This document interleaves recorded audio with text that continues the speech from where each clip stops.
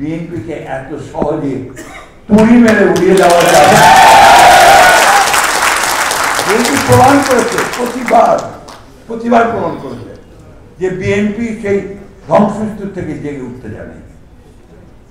তো সেই জিয়াউর সাহেবের শাহাদাতের পরে অনেকে ভালো বিএনপি শেষ, বিএনপিকে আর খুঁজে পাওয়া যাবে না। কিন্তু সেই বিএনপি আবার আমাদের দেশের বেগম খালেদা জিয়ার নেতৃত্বে আমাদের ছাত্র নেতা যুব নেতাদের সঙ্গে নিয়ে আবার বিএনপি জেগে উঠেছে। আবারও পরবর্তীকালে আঘাত এসেছে।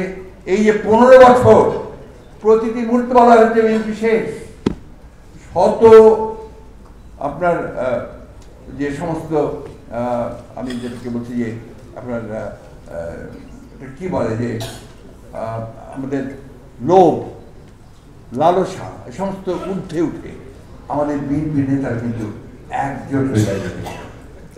কারাগারে গেছেন, কারাগারে পর্যন্ত লোক পাঠানো হয়েছে, চলে আসো, তোমাকে এত টাকা দেওয়া হবে, এই করা হবে, ওই করা হবে।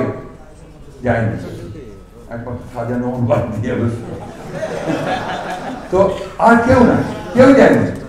তো এই জিনিসগুলো কিন্তু আমাদের শক্তি, এটা আমাদের ইনহেরেন্ট একটা স্ট্রেংথ। এই স্ট্রেংথটা কিন্তু আমাদের কাজে লাগাতে হবে। আর আমি মনে করি যে বিএনপির যে বিশাল একটা যুব সমাজ আছে, ছাত্ররাও এখন উঠছে, এইটা একটু ইনডক্ট্রিনেট করেন, তাদেরকে বিএনপির রাজনীতিটা মাথার মধ্যে ঢুকানোর চেষ্টা করতে হবে।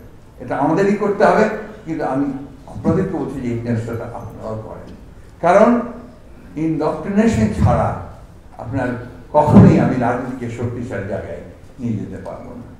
এই কথাটা বলার প্রয়োজন এই জন্য মনে করছি যে আমরা শুধু লড়াই করেছি গত সময়গুলোতে, কিন্তু সেই লড়াইটাকে সমৃদ্ধ করবার জন্য যে জ্ঞানটা, সেটা কিন্তু আমরা অনেকে অর্জন করতে পারি। আজকে তা না হলে যে কথাগুলো আমাদের শুনতে হচ্ছে, সে কথাগুলো হয়তো আমরা শুনতে পারছি হতো না। তো একটা জিনিস মনে রাখবেন, আজকে যে প্রচার হচ্ছে, অপপ্রচার হচ্ছে, এর পেছনে কিন্তু একেবারে সুনির্দিষ্ট চক্রান্ত রয়েছে। সেই চক্রান্ত হচ্ছে বাংলাদেশের জাতীয়তাবাদী শক্তিকে ধ্বংস করে দেওয়া। সেই সব চক্রান্তটা হচ্ছে যে নেতা যিনি উঠে আসছেন, যার একটা সম্ভাবনা দেখা দিয়েছে, সে তারেক রহমান সাহেবকে নিশ্চিহ্ন করা, তাকে খারাপ জায়গায় ফেলে দেওয়ার চেষ্টা করা। এই জিনিসগুলো কিন্তু সবসময় মনে রাখতে হবে আমাদের। আমি বক্তব্য বাড়াবো না।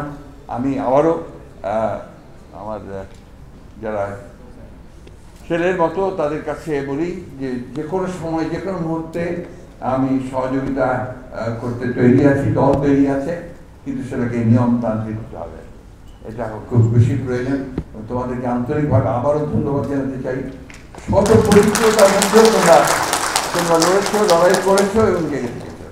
আজকেও তোমাদের সময় এসে এখন আবারও তোমরা সেইভাবে কাজ করো, সমস্ত সহযোগিতা আমাদের কাছ থেকে পাবে।